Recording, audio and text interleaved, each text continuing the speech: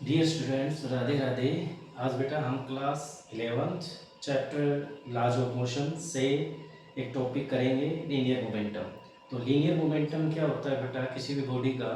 तो कोई भी बॉडी है तो हमें पता है मास तो कांस्टेंट है, तो उसमें उस बॉडी में जो क्वांटिटी ऑफ मोशन है ना, उसको हम लीनियर मोमेंटम बोलते हैं। यानी कोई भी बॉडी है वो कितना फास्ट या कितना मूव कर रही है, उस हिसाब से उसका मोमेंटम डिसाइड होता है for given body. And it is measured by the product of the mass and velocity of the body. यानी जो लीनियर मोमेंटम है उसके बारे में हम कहेंगे कि उस बॉडी के अंदर जो क्वांटिटी ऑफ मोशन है वो लीनियर मोमेंटम कहलाती है। तो गिवन बॉडी है तो मास तो उसका कांस्टेंट हो गया, तो वो कितना फास्ट मूव करेगी, जितना फास्ट मूव करेगी उतना ही उसका लीनियर मोमेंटम होगा। ठीक है भाई। तो लीनियर मोमेंटम उस बॉडी का अगर हमें मेजर करना है तो उसके लिए हमारे पास फॉर्मूला होता है product of mass into velocity. यानी मास और वेलोसिटी का प्रोडक्ट करोगे तो आपको उस बॉडी का लीनियर मोमेंटम मिलेगा। लीनियर मोमेंटम बेटा एक वेक्टर क्वांटिटी है।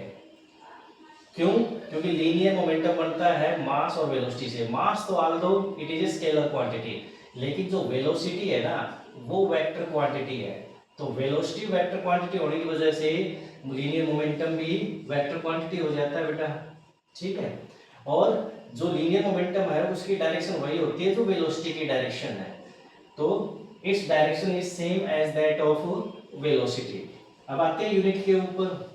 जब फॉर्मूला हमारे पास है मास इनटू वेलोसिटी, तो यहाँ से ऐसा यूनिट भी हम बढ़ाएंगे इसकी। तो मास की यूनिट क्या होती है? किलोग्राम। और वेलोसिटी की यूनिट क्या होती है? मीटर पर सेकेंड। तो इसकी ऐसा यूनिट होगी किलोग्राम मीटर पर सेकेंड। अब सीजीएस यूनिट बनाओ, तो सीजीएस यूनिट में सीजीएस सिस्टम में किलोग्राम ग्राम में आ जाता है, मीटर सेंटीमीटर में आ जाता है, और सेकेंड सेकेंड में रहेगा। टाइम दोनों सिस्टम के टाइम यूनिट सेम है, तो ग्राम सेंटीमीटर पर सेकेंड। यहाँ से डायमेंशनल फॉर्मूला अगर हम देखें तो लीनियर मोमेंटम का डायमेंशनल फॉर्मूला किलोग्राम यानी मास m1 पावर 1 है यहाँ पर, तो m1 मीटर यानी इसके ऊपर पावर 1 है, और लेंथ यानी l सिंबल से इसको डायमेंशंस के अंदर लिखते हैं तो m1, और सेकेंड यानी टाइम तो -1 पावर। तो यहाँ पर हम बोल सकते हैं कि इसकी डायमेंशंस हमारे पास है m1 l1 t-1। अब यहाँ पर लीनियर मोमेंटम किस प्रकार वेरी करेगा, तो आप देख सकते हो कि लीनियर मोमेंटम मास के ऊपर डिपेंड कर रहा है और वेलोसिटी के ऊपर। ठीक है। मास चेंज होगा तो मोमेंटम चेंज होगा, वेलोसिटी चेंज होगी तो मोमेंटम चेंज होगा। तो यहाँ पर हम 3 डिफरेंट केसेस पढ़ेंगे जिनमें हो सकता है कि मास चेंज कर रहा, मास कांस्टेंट रखें p और v के साथ p कैसे वेरी करेगा, दूसरा v कांस्टेंट रखें तो p m के साथ कैसे वेरी करेगा, और दो ऑब्जेक्ट का अगर मोमेंटम सेम है तो मास और वेलोसिटी एक दूसरे के साथ किस प्रकार रिलेट करेंगी, वो चीजें हमें यहाँ पर फाइंड आउट करनी है।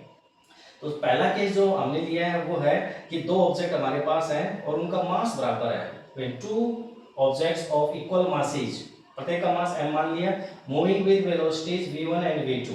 दो ऑब्जेक्ट हैं, उनकी वेलोसिटी v1 और v2 लेगी, और इस प्रकार से कि हमने v1 पहले ऑब्जेक्ट की वेलोसिटी ज्यादा ली है, उसका मैग्नीट्यूड ज्यादा है कंपेयर टू सेकंड ऑब्जेक्ट। तो यहाँ पर फर्स्ट ऑब्जेक्ट के लिए मोमेंटम लिखोगे तो मास इनटू वेलोसिटी, दूसरे ऑब्जेक्ट के लिए मोमेंटम लिखोगे मास इनटू वेलोसिटी। तो मास तो दोनों में बराबर है, लेकिन वेलोसिटी अलग अलग ले रखी है तो v1 v2।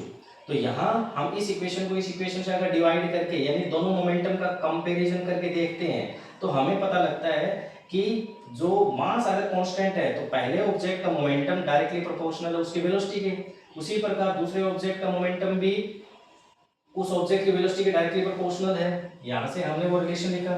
तो ओवरऑल कंक्लूजन ये निकला, जब मास अगर कांस्टेंट हो जाएगा तो linear momentum is directly proportional to v। यानी मास कांस्टेंट है तो linear momentum is directly proportional to v। तो अब p और v के बीच में डायरेक्टली प्रोपोर्शनलिटी का रिलेशन है, तो ग्राफ हमें स्ट्रेट लाइन मिलेगा, और इसमें n क्या होगा भाई? कांस्टेंट। मास हमने कांस्टेंट मान रखा है यहाँ पर।